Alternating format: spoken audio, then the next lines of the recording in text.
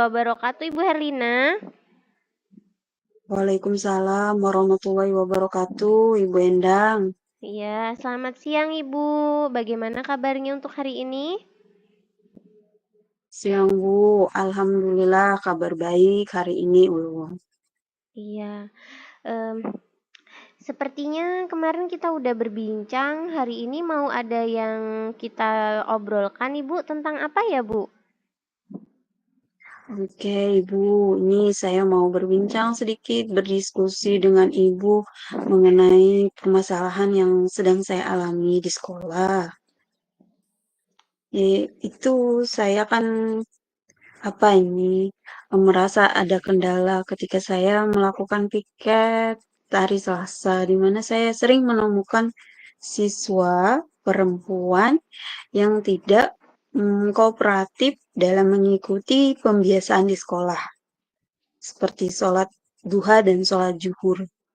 Oh iya, itu tadi tentang itu. Untuk bagaimana detail masalahnya berarti tentang sholat tadi ya, Bu? Oke. Oke, berarti.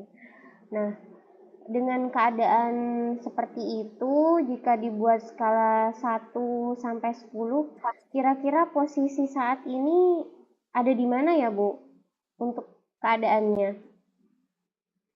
Kalau menurut saya sekarang ini posisinya di angka 6 ya, Bu. Anak itu kurang Oh, kooperatif sekali gitu iya. eh, dalam mengikuti pembiasaan di sekolah.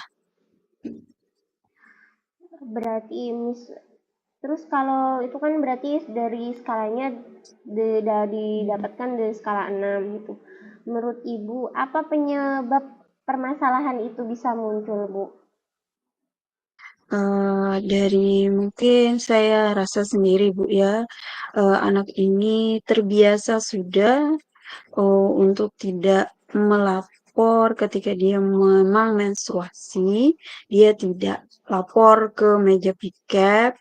Dia udah terbiasa nih sebelum-sebelumnya gitu, dan mereka merasa menganggap hal ini tidak penting gitu untuk melapor. Padahal kan sangat penting menurut saya karena itu bisa dilihat untuk melihat apa ini namanya eh, perkembangan perkembangan anak yang ikut sholat, yang melapor, dia bagaimana misalkan yang menstruasinya itu dari hari keberapa keberapa kan bisa terdeteksi. Sedangkan si anak ini kadang mereka memang benar-benar menstruasi, kadang memang tidak mau mengikuti, jadi itu tidak bisa terdeteksi dengan baik. Nah, itu tadi dari penyebab permasalahannya. Kemudian, kemungkinan apa yang Ibu lakukan untuk menghadapi masalah tersebut, Ibu, untuk saat ini? Uh, untuk saat ini saya sedang ketika saya piket itu saya berusaha untuk eee, mengontrol anak-anak itu ketika jam sudah dimulai, ketika bel dibunyikan, terus siswa diarahkan untuk melakukan kegiatan pembiasaan, baik itu sholat duha maupun sholat zuhur, siswa dipersilakan untuk berwudu, kemudian menuju musola. Nah, saya keliling nih ke kelas-kelas, mencek anak-anak yang perempuan, misalkan masih ada di dalam kelas, untuk mengarahkan mereka ke meja piket. Namun terkadang ketika masih berada di dalam kelas, mereka ada yang pergi ke belakang kelas, bercerita Hmm? sama temannya, kemudian ada yang ke kantin.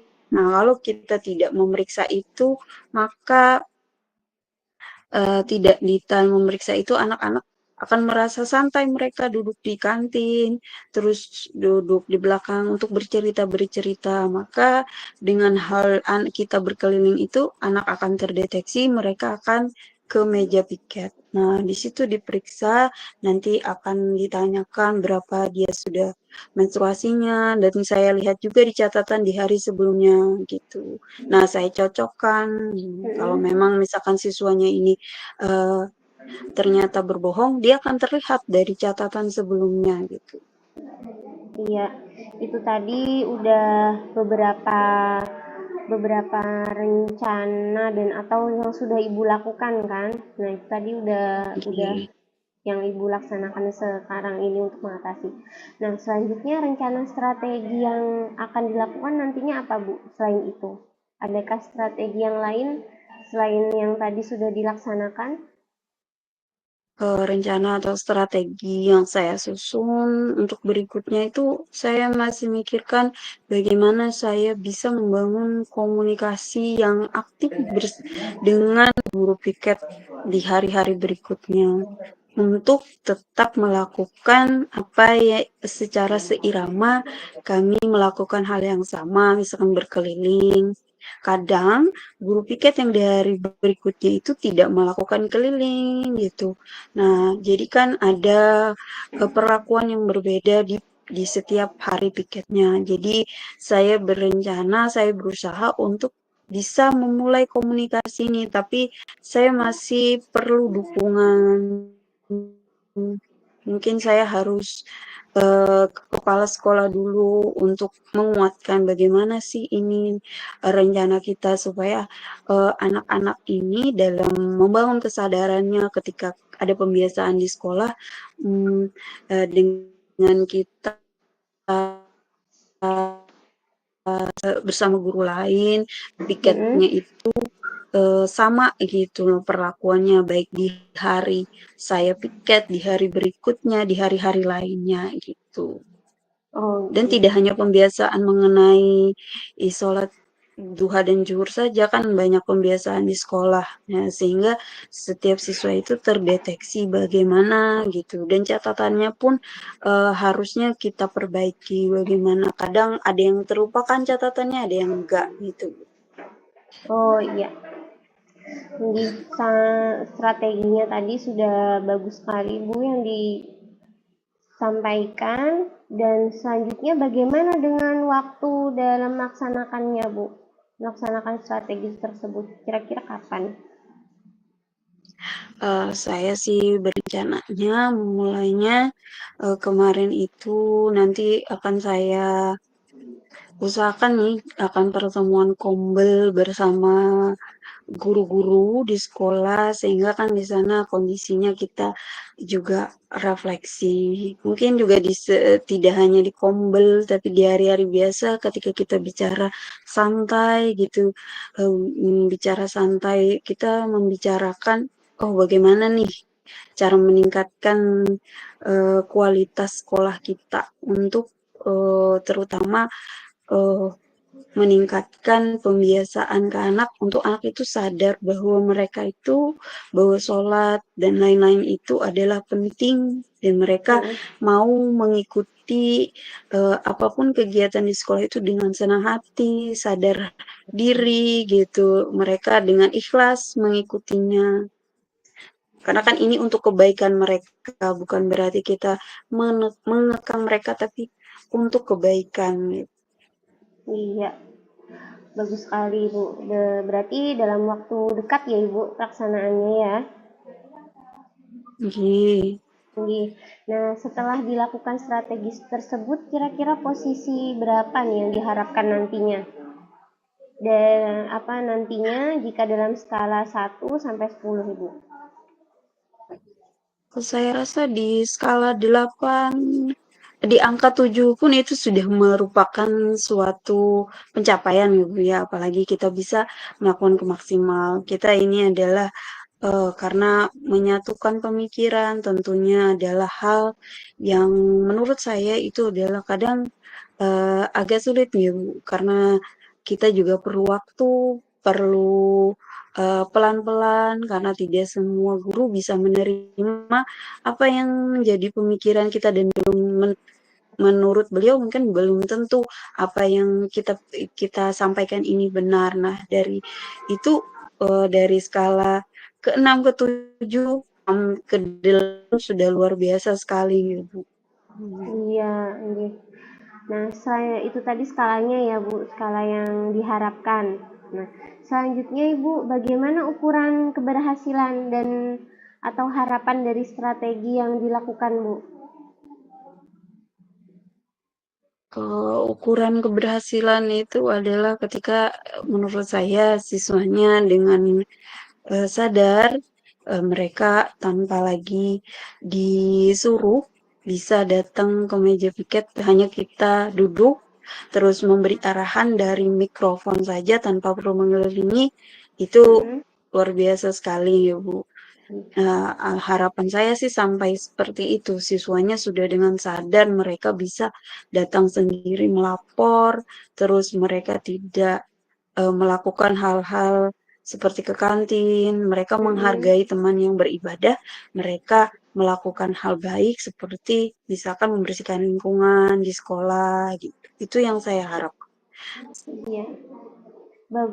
Sungguh mulia Ibu, sudah mulia banget sekali itu harapan ke depannya karena nah selanjutnya Ibu komitmen komitmen apa yang akan Ibu lakukan dalam menjalankan strategi ini?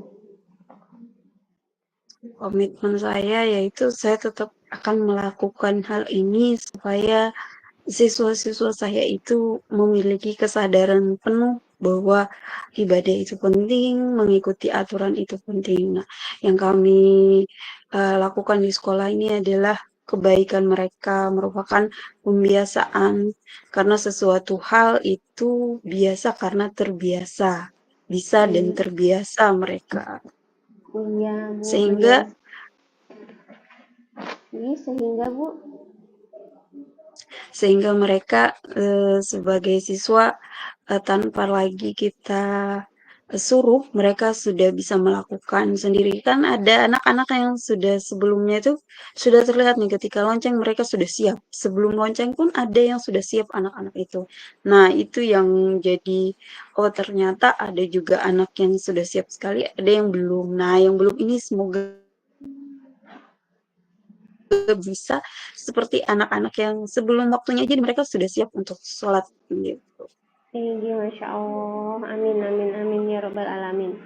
Nah, terus siapa saja Bu nantinya yang akan terlibat dalam pelaksanaan strategi ini Bu? Tentunya saya akan melibatkan kepala sekolah dan juga rekan guru yang piket itu serta kalau perlu ini seluruh warga sekolah. Nah, tentunya di mana warga sekolah ini ibu kantin. Nah, ibu kantin juga harus mendukung nih kegiatan Iya, kami dan ketika waktu sholat tidak ada yang namanya jual beli sehingga beliau itu tegas ke tidak berjualan waktu sholat silahkan kalian sholat gitu. iya, Masya Allah. Jadi,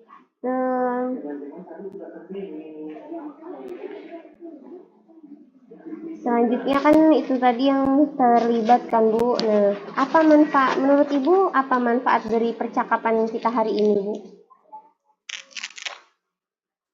Manfaat dari kegiatan apanya Bu? Boleh Jadi, diulang pertanyaannya? manfaat dari percakapan kita hari ini menurut Ibu apa? Oh, manfaat dari saya melakukan koordinasi dengan ibu, berkomunikasi, mengajukan permasalahan-permasalahan yang saya alami, membuat saya memiliki pemikiran-pemikiran yang terbuka lagi mengenai apa sih yang akan saya lakukan nanti ke depannya gitu. Sehingga semangat saya makin meningkat untuk meningkat dalam mengusahakan supaya anak-anak di sekolah saya tertib dan memunculkan kesadaran diri mereka. Iya. Bagaimana Bu perasaannya setelah kita melakukan percakapan kali ini Bu? Rasanya senang sekali, Bu, sudah bisa berbincang. Terima kasih, Ibu, sudah meluangkan waktu untuk saya. Eh, dalam hal ini, saya bisa mengungkapkan dengan nyaman, dengan tenang bersama Ibu berkaitan dengan masalah yang saya alami di sekolah. Iya Ibu, terima kasih banyak. Semoga pertemuan dan percakapan kita hari ini membawa manfaat bagi kita semua ya Ibu. Terima kasih banyak Amin. untuk diskusi yang kita laksanakan hari ini, Bu. Kurang lebihnya mohon maaf ya, Ibu. Wassalamualaikum warahmatullahi wabarakatuh.